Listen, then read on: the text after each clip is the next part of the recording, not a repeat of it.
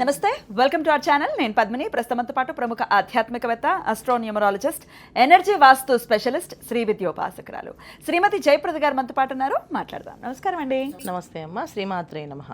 Energy వాస్తు స్పెషలిస్ట్గా మీరు సిరీస్ని చేస్తూ ఉన్నారు. సో ఏ రాశి వాళ్ళు ఇంట్లో కూడా, మీది ఒకవేళ వృషభ రాశి అయితే మీరు మీ ఇంట్లో ఏ దిక్కున చాలా జాగ్రత్తగా దిక్కును చూసుకోవాల్సి ఉంటుంది. తద్వారా ధనాభివృద్ధి కానీ లేకపోతే ఐశ్వర్యం ఖచ్చితంగా వచ్చేటటువంటి పరిస్థితి, అన్ని విషయాల్లో కూడా బాగుండేటటువంటి పరిస్థితి ఎలా ఉంటుందనేది సవివరంగా తెలియజేస్తున్నారు. మేషరాశి గురించి ఆల్రెడీ మాట్లాడుకున్నాం. ఈ వీడియోలో వృషభ రాశి. మరి వృషభ రాశి వారు వారి ఇంట్లో ఏ దిక్కుతో చాలా జాగ్రత్తగా ఉండాలి?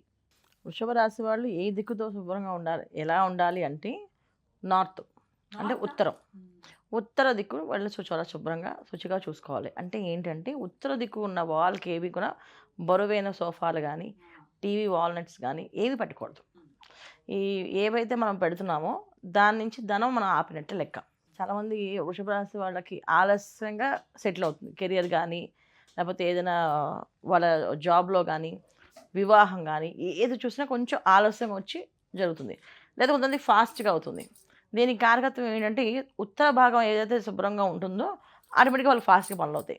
వాళ్ళు ఎక్కడి నుంచి ఇల్లు మారుతారు కదా వాళ్ళు జనరల్గా, అది ఏ ఫేసింగ్ మారచ్చు, వెస్ట్ కానీ, సౌత్ కానీ, లేకపోతే ఈస్ట్ కానీ. నార్త్ ఫేస్ మారినప్పుడు కూడా నార్త్ ఇంకా డోర్ ఉన్నప్పుడు ఇటుపక్క వాళ్ళని ఇంత ఏదైనా సోఫా సెట్ వేసడం అని చేస్తుంటారు. దీనివల్ల వాళ్ళకి అక్కడ అభివృద్ధి అనేది తగ్గుతుంది. సో వీళ్ళు నార్త్ ఎక్కడైనా సరే, ఇప్పుడు వృషభ రాశి వాళ్ళు మనం నార్త్ అంటే ఏంటంటే ప్రతి ఒక్క రూమ్కి నార్త్ వాల్ ఏదైతే ఉందో దాన్ని ఫ్రీగా వదిలేయాలి. ప్రతి రూమ్లో కూడా? ప్రతి రూమ్లో, ఓన్లీ మెయిన్ హాల్ అలా కాదు. ఓకే, ప్రతి ఒక్క రూమ్లో కూడా ఆ ఉత్తరం ఏదైతే ఉందో దాన్ని మొత్తం ఖాళీగా అలా ఒక 2 ఇంచులు 3 ఇంచులు దారి వదిలేయాలి ఫ్రీగా. అంటే మనం శుభ్రం చేసినప్పుడు మనం కర్ర పెట్టి తుడిస్తే ఆ మూల శుభ్రం అవ్వాలి. సో అది ఎంత శుభ్రంగా నీట్గా ఉంటుందో మనకి అంత ఐశ్వర్యం అభివృద్ధి అనేది ఉంటుంది. ఎందుకంటే కుబేర స్థానం, లక్ష్మీ స్థానం, పైగా చంచల స్వభావం ఉన్న లక్ష్మీ అమ్మవారు. ఆవిడకి ఏంటంటే ఎక్కడ శుభ్రం లేదో ఆవిడ అక్కడ ఉండదు. సో మనం జనరల్గా మనం పెట్టడం వల్ల ఏమవుతుందంటే, ఈ క్లీన్ చేసినప్పుడు పని మనుషులు ఏం చేస్తారంటే కింద నుంచి క్లీన్ చేయరు, మనం చూస్తే చేస్తారు, మనం చూడకపోతే పైపైన చేసి వెళ్ళిపోతారు. ఇలా మంచాలు కానీ, సోఫాలు కానీ, ఏమైనా మన టీవీ యూనిట్స్ కానీ పెట్టామంటే అది అంతా బ్లాకే అక్కడ బూజు పడుతుంటుంది. సో ఎప్పుడైతే బూజు పట్టినా, ఏదైనా దుమ్ము పట్టినా ఖచ్చితంగా అక్కడ ధనం ఖర్చు అయిపోతూ ఉంటుంది. వృధాగా, అంటే నీళ్ళల్లా ఖర్చు అవుతుంది డబ్బు అని చాలామంది చెప్తుంటారు మనకి. వాళ్ళు చూసుకోవాల్సింది ఏంటంటే ఉత్తర మూలలు బాగుండేవి చూసుకోవాలి. ఆ ఉత్తర మూలలు బ్లాక్ అయిపోయా అని, కొంతమంది ఉత్తరానికి ద్వారం ఉన్నప్పుడు ఇంకా ఆ హాల్ వరకు బాగానే ఉంది కదా అని చెప్పి మిగతా అన్ని రూమ్లో ఫిలప్ చేసేస్తుంటారు. ఆ ఫిలప్ చేయడం వల్ల వాళ్ళకి చాలా కష్టం, నష్టాలు ఏర్పడుతుంటాయి.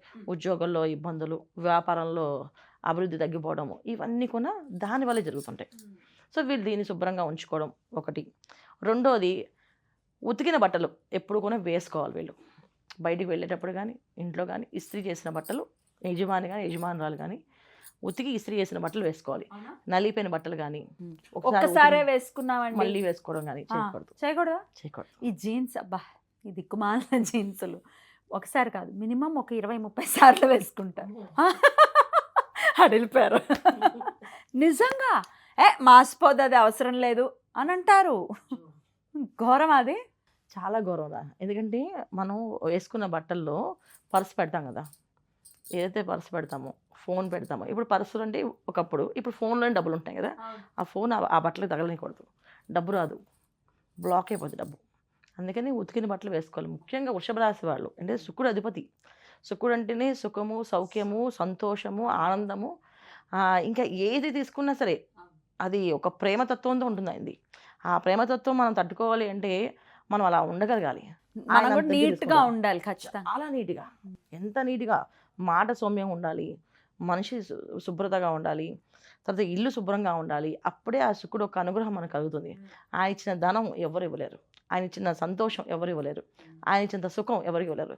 చాలా కంఫర్టబుల్ జాబ్స్ కానీ, ఒక మంచి పేరు, ఒక కెరియర్ పరంగా మనం ఎక్కడికి వెళ్ళినా ఆటోగ్రాఫ్ ఇవ్వండి, ఫోటో ఇవ్వండి, సెల్ఫీ ఇవ్వండి అని చెప్పేది శుక్రుడే. సో శుక్రుడు యోగిస్తే మనకు అలా ఉంటాయి. శుక్రుడు యోగాలు మనకు కావాలంటే ఖచ్చితంగా మనం మంచిగా, శుభ్రంగా, పరిశుభ్రంగా ఉండాలి. ఈ పరిశుభ్రత చాలా వృషభ రాశి వాళ్ళకి అవసరం. అది ఇల్లు, వాళ్ళు, ఈ రెండులో ఏది మిస్ అయినా వీళ్ళకి కొంత back and negative energy. So north is must and should గా చూసుకోవాలి.